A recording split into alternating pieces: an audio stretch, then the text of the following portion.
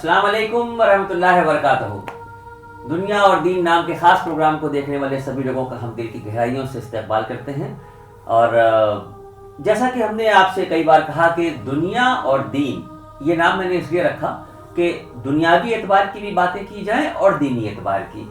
दोनों बातों का मकसद क्या है? मकसद सिर्फ इंसान के किरदार पे पड़ना चाहिए। मतलब इस प्रोग्राम के जरिए लोगों की इस्लाह कराई जाए कि उनको रोजमर्रा की जिंदगी में कैसे जिंदगी गुजारना है, बंदे और अल्लाह के ताल्लुक से क्या मामलात हैं और बंदे और बंदे के ताल्लुक से क्या मामलात हैं। बस यही एक कोशिश है। आज बड़ा अजीब सा मामला है, एक बड़ा दिलचस्प वाकया है और मुझे लगता है कि शायद ये कोई किस्सा कहानी है या किसी पे बीती है, ये तो मुझे नहीं पता। लेकिन जब मैंने ये वाकया सुना तो मुझे लगा कि नहीं, इस बात को लोगों तक पहुंचाना चाहिए, पता नहीं किसकी इस्लाह हो जाए। Grand Keith hotels, comfort, luxurious, exclusive, excellent rooms and suites with modern facilities, banquet hall, conference hall, multi-cuisine restaurant and gym open shortly with luxurious services. Also, you can book us on Make My Trip and Go IBGO.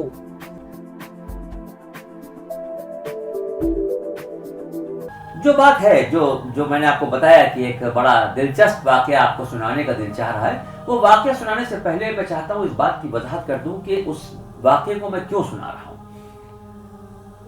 हम अपनी जिंदगी में अगर गौर करके देखें, ये बात किसी भी मजहब के लिए हो रही है, मतलब ऐसा नहीं कि मैं सिर्फ अपने लिए कह रहा हूं या किसी पे उंगली उठा रहा हूं। दौर ऐसा चल रहा है कि जिसमें छोटों के दिलों में बड़ों के लिए जो इज्जत, जो मकाम, जो जगह होनी चाहिए, वो आहिस्ता आहिस्ता कम हो रही है और कहीं कहीं पे तो तकरीबन खत्म हो रही है। ये बात मैं इसलिए कह रहा हूं कि हमें अपने से बड़े को किसी बात का झिड़क के जवाब देना या उससे दिल दुखा देने वाली बात कहना या उसके बड़कपन का लिहाज किए बगैर ऐसी बात कहना जो दिल पे तकलीफ पहुंचा रही हो, मुझे लगता है ये सारी चीजें करने से पहले अगर एक लम्हे का सिर्फ ये ख्याल आ जाए, हर आदमी चाहता है कि उसको लंबी जिंदगी मिले। कौन चाहता है? अगर खुशहाल आदमी है, अगर आम आदमी को भी देखे तो खुदकुशी करने के लिए कोई तैयार नहीं। हर आदमी चाहता है अच्छी जिंदगी हो,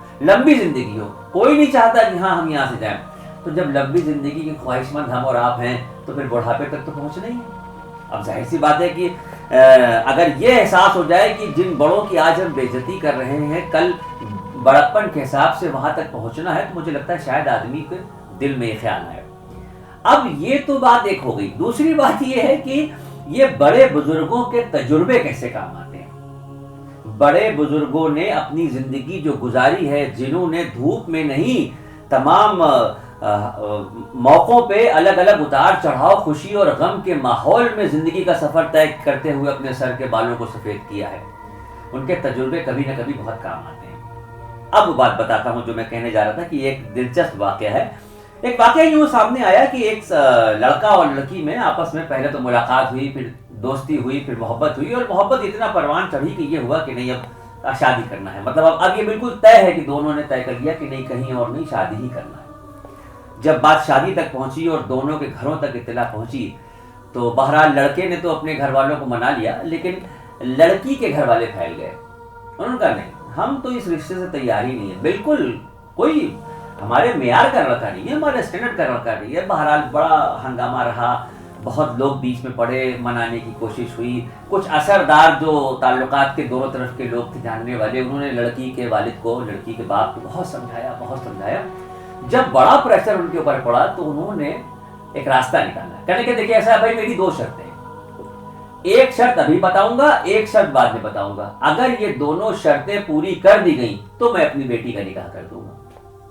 अब ये लोग तो तैयार ही बैठे हुए थे कि हाँ भाई कुछ भी हो, हर हाल में तैयार है। हाँ भाई बताइए क्या शर्त। तो उन्होंने कहा देखो भाई, लड़की के वालिद ने कहा कि देखो भाई, सबसे पहली शर्त तो मेरी ये है कि बारात में कोई बूढ़ा नहीं आएगा।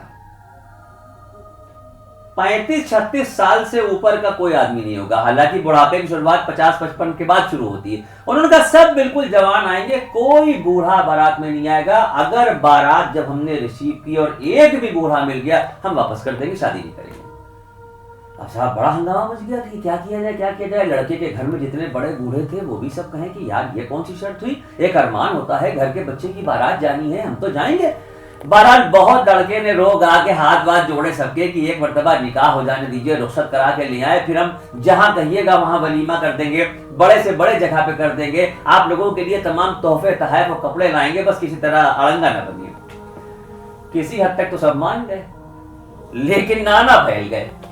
नाना का ये हो ही नहीं सकता। मैंने तो जब अपनी बेटी के यहाँ सुना था कि बेटा हुआ तभी तय कर लिया था कि मुझे बारात में जाना है। कुछ भी कर लो, कैसे भी कर लो, मैं तो हर हाल में बारात में जाऊंगा। तुम्हारी शादी हो ना हो, मेरा अरमान निकल जाएगा कि मैं नवासे की बारात में गया। इतना हंगामा जब बढ़ गया तो ये हुआ क्या किया जाए। तो भाई कुछ लोगों ने कहा कि यार एक काम करो, जो बड़े बड़े बक्से उस जमाने में बड़े बड़े बक्सों में भरी जाती थी, जो दुल्हन के लिए जो सामान जाता है, तो ये भाई यार एक बक्से में नाना को बैठा दो, नीचे छेद कर दो, सुराख कर दो, ताकि वो सांस लेते रहे, वहां पहुंच जाए, जैसे ही निकाह हो जाएगा उसके बाद इनको बक्से से बाहर निकाल लेंगे, मसले ही खत्म हो जाएगा। किसी तरह उनको छुपा के लेके साहब बारात चल दी। अब जब बारात वहां पहुंची तो जिस जगह पर उनको ठहराया गया था बारातियों को, यानी लड़की के घर वालों ने लड़के वालों को, जो जनमासा कहते हैं, जो उससे पहले जहां पर थोड़ा सा आदमी चाय नाश्ता कर लेता है, तैयार हो जाता है, फिर वो दूल्हा सज के वहां से घोड़ी चढ़ के जाता है, वो उस जगह पर जब ये लोग पहुंच गए तो लड़की के बाप ने पहले तो 2 आदमी भेजे कि देख क्या हो। आए तो उन्होंने जाकर बताया कि नहीं साहब, कोई भी ऐसा नहीं है जो 40-45 का हो, सब 35-36-38 के ऊपर।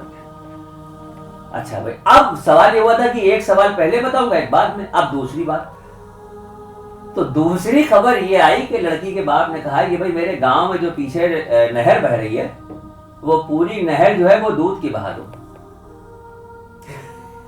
दूध की नहर कौन बहाएगा? 2-4 बाल्टी बहाना हो, 2-4 ड्रम बहाना हो तो दूध पकड़ मंगवा लिया जाए। अब ये नहर कहां से दूध की बहाई जाएगी? अजीब आस्तीनें चढ़ गई, हंगामा होने का। लेकिन उनका कुछ नहीं, मैंने पहले कह दिया था कि मेरी 2 शर्तें, एक बारात आने से पहले, एक मेरे यहाँ पहुंचने के बाद। ये कर सकते हो, अगर नहर दूध की बहा सकते हो तब तो हाँ करो, बहा के दिखाओ, मैं अभी निकाह कर दूंगा, काजी जी बैठूंगा। अब जाहिर सी बात है ये नामुमकिन सी बात थी और ये टालने वाली बात थी। आखिर में ये हुआ कि भाई अब कुछ भी हो, बारात वापस जानी। जब बारात वापसी का जिक्र हुआ तो किसी ने कहा कि यार जब बारात वापस चली रही है तो नाना को तो निकालो बक्से से, वो तो बिना वजह अंदर मरे जा रहे हैं। वो बक्सा खोला गया, नाना निकाले गए। अब वो नाना निकले तो उनका हाँ भाई क्या हुआ, कितनी देर है, कहाँ चलना है? तो उनका नाना अब तो क्या चलना है नाना, अब तो सब कुछ खत्म हो गया। अरे वो ऐसी शर्त वहां से वापस आई है, वो कह रहे हैं दूध की नहर बहाओ, उसके बाद निकाह करेंगे। तो नाना बोले क्या तुम लोग कमाल करते हो, अरे ये कोई शर्त है? ये छोटी छोटी बातों पे कहीं बारातें वापस जाती हैं, ये तो 2 मिनट का काम है। सब चौंक गए लड़के जितने बारात में कहते कि नाना क्या कह रहे हो? अरे चलेगा, कोई मसला ही नहीं, ये तो कोई माने ही नहीं रखती बात, इतनी छोटी छोटी बातों पे कहीं बारातें जाती हैं।